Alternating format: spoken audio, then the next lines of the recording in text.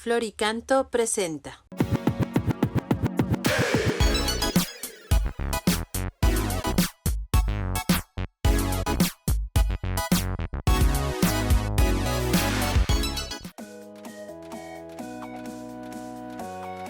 Hola queridos hermanos, el día de hoy el Evangelio nos plantea un tema interesante.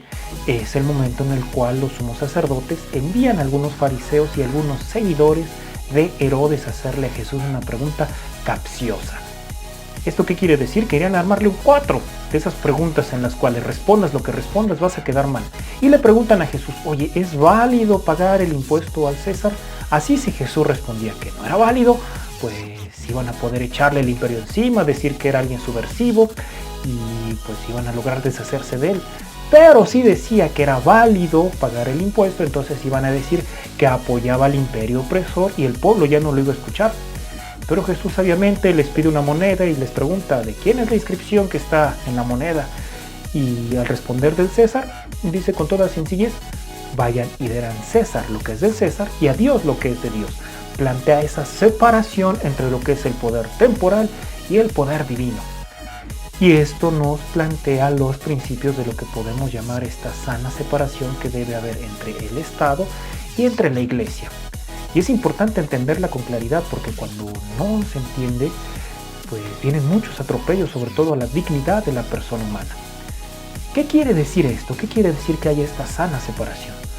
Que tanto el Estado como la Iglesia son instancias que son autónomas, es decir, pueden existir una sin la otra. Tienen todos los elementos internos para estructurarse, operarse, gobernarse de manera adecuada. Y esto quiere decir que el Estado puede llevar a cabo pues, su forma de gobierno, su estructura interna, sin que necesite de la Iglesia para que pueda llevar a cabo su labor. Y la Iglesia respetar los elementos propios internos de forma de gobierno del Estado. Pero a su vez, la Iglesia también tiene que ser respetada en cuanto a su estructura interna, su forma de gobierno, la forma en la cual elige a aquellos que son la autoridad y la forma en la cual también distribuye los sacramentos. En ese sentido, cuando un Estado laico es bien comprendido, tanto el Estado como la Iglesia pueden vivir en armonía. ¿Por qué? Porque pues, las personas que vivimos en un territorio específico tenemos que cumplir nuestros deberes como ciudadanos, pero también tenemos que cumplir nuestros deberes de fe. Y estos deben de darse en armonía. Cuando hay conflicto entre ellos, genera conflicto en la persona. Cuando cumplir con tus deberes, con la ciudadanía, con el gobierno, tus deberes sociales, implica ir en contra de tu fe, ahí hay crisis en el ser humano. O cuando cumplir las cuestiones de una determinada religión va en contra de los deberes de Estado, de los deberes en la sociedad, ahí hay crisis. Entonces esta armonía se tiene que dar en esta sana convivencia entre la Iglesia y el Estado, en la cual la Iglesia respeta al Estado y el Estado respeta a la Iglesia. Y esto es en beneficio del ser humano, porque a veces se apela al Estado laico de manera inadecuada para tratar de oprimir, de reprimir a la Iglesia, para tratar de callar todas sus voces. Y eso no es adecuado, eso ya no es Estado laico, eso es lo que nosotros llamamos laicismo, que es cuando se da esta opresión, esta represión a la Iglesia.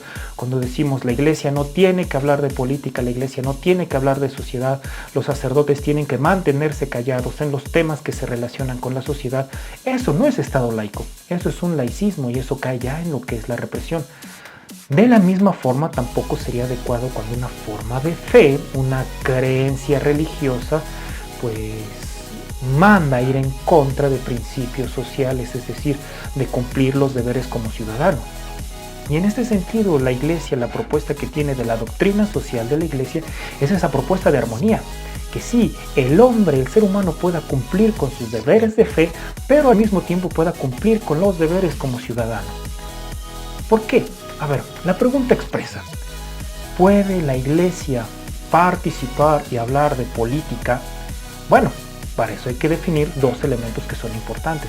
Primero, ¿quién es la Iglesia? Todos los bautizados. Y decir que la Iglesia no puede participar en política, es decir, que ningún bautizado puede participar en política. Y entonces eso implicaría que solamente los que no son creyentes o los que no tienen la fe católica tendrían que participar en política. Y todos los bautizados pues tendrían que hacerse de lado. Eso sería afirmar que la iglesia no puede participar en política.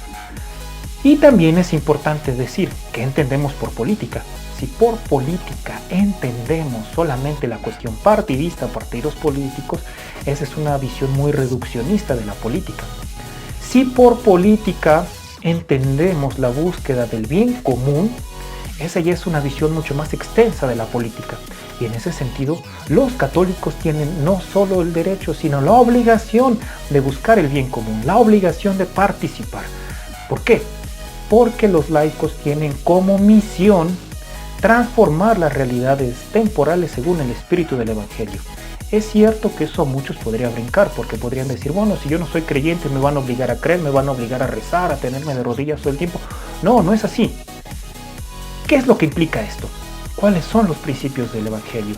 El amor, el servicio, la libertad, la justicia, la solidaridad, la subsidiariedad, la participación, el respeto a la dignidad de la persona humana, que es muy importante. Esos principios que son universales y que tienen su raíz también en el Evangelio son los que tienen que vivirse en las instituciones, en la política, en el gobierno, en las empresas, en las escuelas, en las familias, en todas las instituciones. Esa es la forma en la cual la Iglesia participa en la política. Como por medio de los laicos que tienen como misión propia participar y permear esos sentidos, esos principios. Recuerdo a un profesor, Carlos Díaz, español, que él decía que tenía muchos alumnos ateos y que les preguntaba, oye, ¿tú estás a favor de la paz? Claro. ¿De la justicia? Claro. ¿Del bien? Por supuesto. Entonces les decía, oye, Jesucristo está a favor de lo mismo. ¿Por qué en lugar de pelearte con él, no te alías? Eso es lo que se busca cuando se habla de permear los principios del Evangelio. Y ahora viene la otra pregunta también difícil. ¿Puede un sacerdote hablar de política? Bueno, de la misma forma, entendiendo política como la búsqueda del bien común. No sería correcto que un sacerdote buscara hacer proselitismo en favor de algún determinado partido o en favor de un color. Eso no sería lo más adecuado. Pero si los laicos tienen que buscar la santidad en los medios donde trabajan, es decir, en la política, en la empresa, en la escuela, en la familia, en las instituciones, necesitan la instrucción de los pastores, necesitan la orientación de los pastores.